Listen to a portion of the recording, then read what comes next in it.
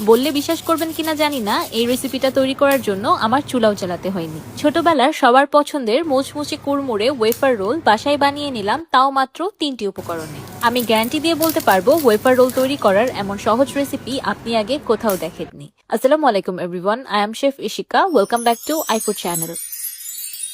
Wafer roll তৈরি করার জন্য প্রথমে একটি বাটিতে দিয়ে দিলাম 3 টেবিল চামচ চকলেট পাউডার। সেই সাথে দিয়ে দিচ্ছি 2 টেবিল চামচ কনডেন্স মিল্ক। এবার চকলেট পাউডার আর কনডেন্স মিল্ক একসাথে খুব ভালোভাবে মিক্স করে একটা চকলেটি পেস্ট তৈরি করে নিব। আপনারা ইচ্ছে করলে এই চকলেট পেস্টার পরিবর্তে মেল্টেড চকলেট, নিউটেলা, নসিলা বা আপনাদের পছন্দ অনুযায়ী যে কোনো চকলেট স্প্রেড ব্যবহার করতে পারেন। এবার তৈরি করা এই চকলেট পেস্টটাকে একটি পাইপিং ব্যাগে ফিল করে নিলাম। ওয়েফার রোলস বানানোর জন্য আমি নিয়ে নিয়েছি ফিলো পেস্ট্রি শিট। এই শিটগুলোকে অনেকেই সমুচা বা স্প্রিং রোল শিট হিসাবেও চিনে থাকেন। আমি শিটটাকে ঠিক মাঝ বরাবর কেটে নিলাম।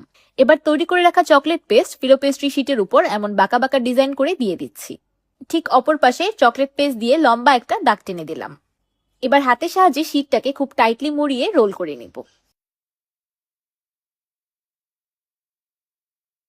তো তৈরি হয়ে গেল একটি চকলেট ওয়েফার রোল। আমি একইভাবে সবগুলো ওয়েফার রোল তৈরি করে নিচ্ছি। এই প্রসেসটা এতটাই বেশি সহজ, আমার তো মনে হয় যে কোনো ছোট বাচ্চাও এটা প্রথমবারই তৈরি করে ফেলতে পারবে।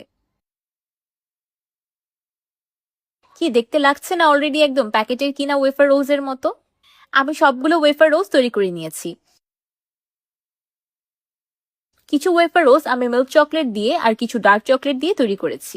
এবার ওয়েফার রোলগুলোকে বেক করার পালা। ওয়েফার রোলসগুলোকে পারফেক্টলি বেক করার জন্য আমি ব্যবহার করছি TQYU এর এয়ার ফ্রায়ার। TQYU এর এয়ার ফ্রায়ার শুধু তেল ছাড়া ভাজাভাজির জন্যই না, আপনারা এটা কেক, বিস্কিট বা এই ধরনের যে কোনো খাবার বেক করার জন্য ব্যবহার করতে পারবেন। যারা তেল ছাড়া হেলদি খাবার প্রেফার করেন তাদের সবার বাসায় TQYU এর একটা এয়ার ফ্রায়ার অবশ্যই থাকা প্রয়োজন। ওয়েফার রোলগুলো আমি এয়ার ফ্রায়ারের ভিতর প্লেস করে দিয়েছি। এবার 160°C ওয়েফার রোলগুলোকে এয়ার ফ্রাই করে নিব 20 মিনিটের মতো। 20 মিনিট পর আমার ওয়েফার রোলসগুলো পারফেক্টলি কুকড। এবার এগুলোকে এয়ার ফ্রাই থেকে নামিয়ে নিচ্ছি। এই এয়ার ফ্রায়ারটা কেনার জন্য আপনারা TQYU এর অফিসিয়াল ফেসবুক পেজে যোগাযোগ করতে পারেন। তাদের ফেসবুক পেজ লিংক আমি এই ভিডিওর ক্যাপশনে মেনশন করে দিব। এয়ার ফ্রায়ার থেকে নামিয়ে আমি ওয়েফার রোলসগুলোকে সম্পূর্ণ ঠান্ডা করে নিয়েছি, কারণ এগুলো ঠান্ডা হয়ে যাওয়ার পরই একদম পারফেক্টলি ক্রিস্প হয়ে যায়।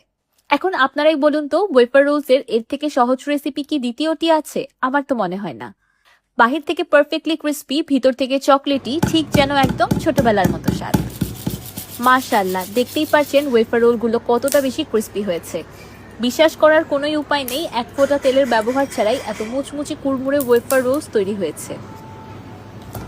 এই ক্রিস্পি চকলেটি ওয়েফার রোলসগুলো কিন্তু সব বাচ্চাদেরই সবচেয়ে পছন্দের খাবার। আর বড়দের কথা কি বলবো, তারা পেলে তো ছোটদের আগেই খেয়ে শেষ করে ফেলবে।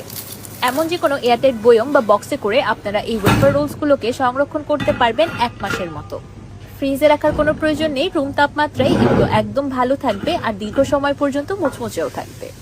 পড়াশোনার মাঝে বা টিভি দেখার সময় যাদের হালকা পাতলা স্ন্যাক্স খাওয়ার অভ্যাস আছে, তাদের জন্য এই রেসিপিটা একদম পারফেক্ট। আর সবচেয়ে ভালো কথা হলো, এই ওয়েফার রোলসগুলো বানাতেও বেশি একটা খরচ পড়ে না আর তেমন কোনো ঝামেলাও না।